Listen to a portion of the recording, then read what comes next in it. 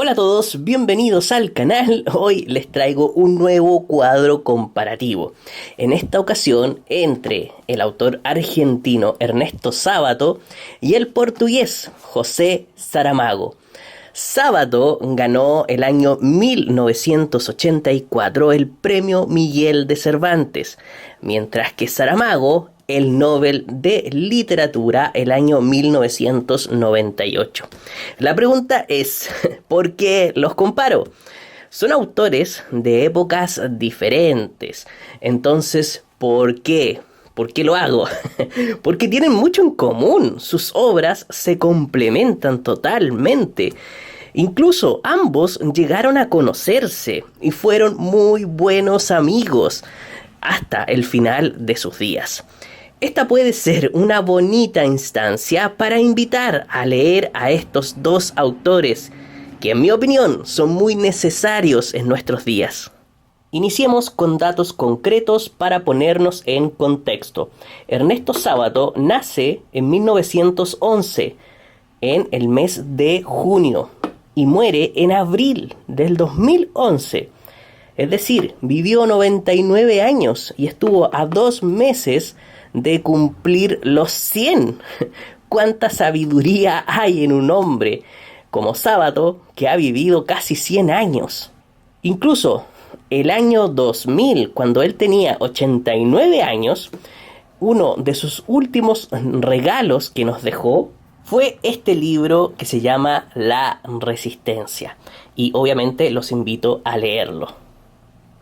Por su parte, José Saramago nació en 1922 y murió el año 2010 a los 87 años de edad. Sábato era 11 años mayor que Saramago y tuvo que vivir la muerte de su amigo justo un año antes que la de él. Saramago se mantuvo escribiendo hasta los últimos días de su vida y nos dejó increíbles novelas, increíbles joyas literarias. Por ejemplo, 5 años antes de su muerte nos regalaba esta obra, Las intermitencias de la muerte. Y el 2009 nos dejó Caín, un año antes de despedirse de este mundo. Bien, pero ¿qué tienen en común estos escritores? La lucidez. Los dos estaban muy preocupados por el destino del hombre, por las injusticias, por las desigualdades en el mundo. Se preocupaban por el destino del hombre. Eran observadores agudos de la sociedad, sentían y vivían en carne propia las dinámicas sociales, siempre, pero siempre desde un punto de vista crítico, y con la profunda necesidad de comunicarlo al mundo, de comunicarles a los demás su sentir respecto al camino del ser humano. ¿Para qué? Para invitar a las personas a reflexionar. Ellos sentían el horror del mundo, lo sufrían, no lo podían evadir.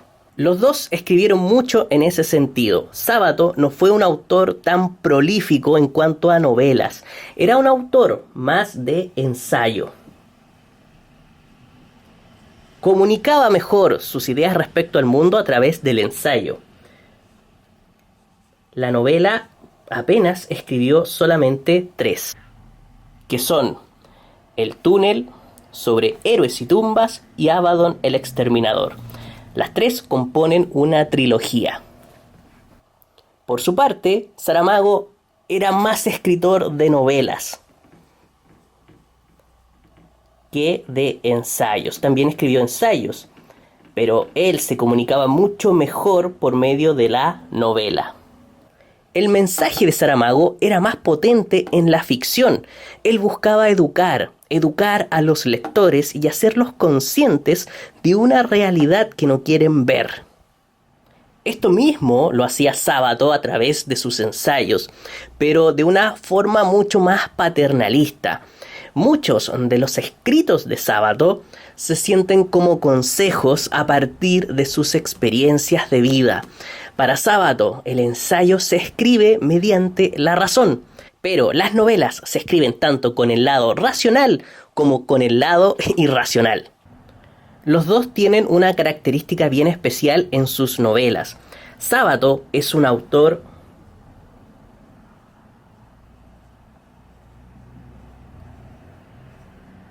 fragmentario. A pesar de que como lector tú puedes ver que el túnel parece una novela normal, eso solo se debe a su brevedad. En cambio, ya notas la fragmentación cuando lees, por ejemplo, sobre héroes y tumbas. Los que han leído este libro me lo pueden confirmar. Está escrita, parece ser que estuviese escrita de una forma tradicional. Pero eso es solo una simple apariencia. Sábato siempre estuvo en la búsqueda de fragmentar la narración, de dividirla en partes aleatorias. ¿Para qué? Para darle un sentido caótico a la escritura, para imitar la irracionalidad de la mente humana. El caos de la mente humana. Las novelas de Sábato son una lucha constante entre razón e irracionalidad. También me lo dirán los que han leído Abaddon el Exterminador. Esto es la apoteosis de la fragmentación. Aquí alcanza su máximo y Sábato nos hace entrar de lleno en su mente. Si Sábato es fragmentario, Saramago es todo lo contrario, es lo opuesto. Para mí son bloques de texto que componen sus novelas. Son bloques sólidos, inseparables de palabras. Construye novelas colocando un bloque sobre otro. Si abres un libro de Saramago, es como si sus oraciones se extendieran por toda una página. Abramos un libro de Saramago y fíjense, son bloques y bloques de texto. Vamos al inicio del libro, por ejemplo, y nos podemos dar cuenta que inicia y casi una página entera fuese una oración. ¿Y esto por qué pasa? Porque donde debería ir un punto, Saramago coloca una coma para alargar el texto y así darle musicalidad.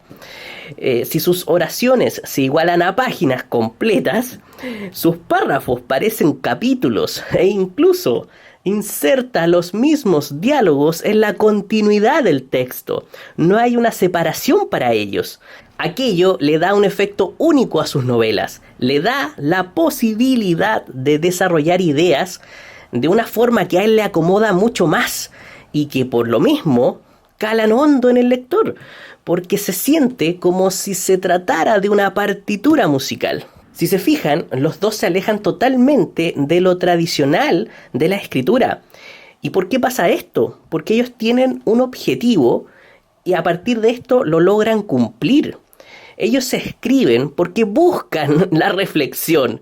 No la entretención, sino la reflexión. Buscan que sus lectores piensen y sientan una necesidad de analizar lo que leen. Y al presentar estos estilos, logran esto. Lectores activos. Lectores que participen de las ideas, que sean activos. Lectores que se unan al debate y que realmente les interese lo que estos escritores están comunicando. ¿Y por qué quieren lectores activos? Porque a los dos les preocupa el ser humano.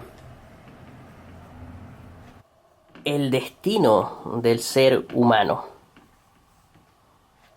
A pesar de que apuntan a lo mismo, Sábato lo hace desde una perspectiva más, como lo veíamos en el video pasado, existencialista. Recordemos que Sábato era un gran admirador de Albert Camus, incluso le envió su novela, y a Camus le gustó tanto, me estoy refiriendo al Túnel, que lo apoyó para publicarla en Francia.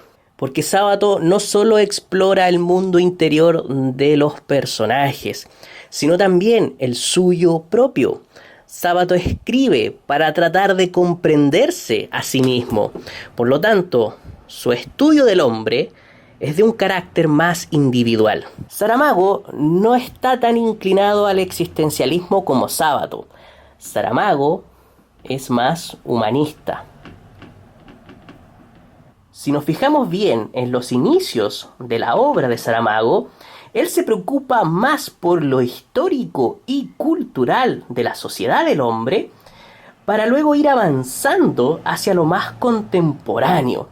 Hay una mirada de desarrollo en su obra, de línea de tiempo. Por lo tanto, Saramago está más interesado por lo colectivo. Su mirada abarca un espectro mucho más amplio que el de Sábato. Si Saramago es colectivo, Sábato es más individual. Sus historias están dentro de la persona, no en su exterior. Bien, ahora que tuve que borrar la pizarra, vamos a un punto que los dos tienen en común. Y es el que más me gusta a mí. Y que estoy seguro que los hizo amigos. Porque esto es genial. Los ciegos. Siempre se habla de los ciegos de Sábato y de los ciegos de Saramago. Los dos ocupan la ceguera de una forma muy interesante. En Sábato se puede apreciar la ceguera en sus 3 novelas. En El túnel, en Sobre héroes y tumbas y en Abaddon el exterminador. Pero lo central de la ceguera en Sábato, donde mejor la desarrolla, es en el informe sobre ciegos. Este librito que está acá, que lo ven separado, pertenece a Sobre héroes y tumbas. Es una sección de la novela que en muchas ocasiones se publica por separado. Así que yo la voy a colocar acá, pero cuando yo me refiera al informe sobre ciegos, estoy hablando de una sección de Sobre héroes y tumbas, una de las novelas más importantes del siglo XX en Latinoamérica.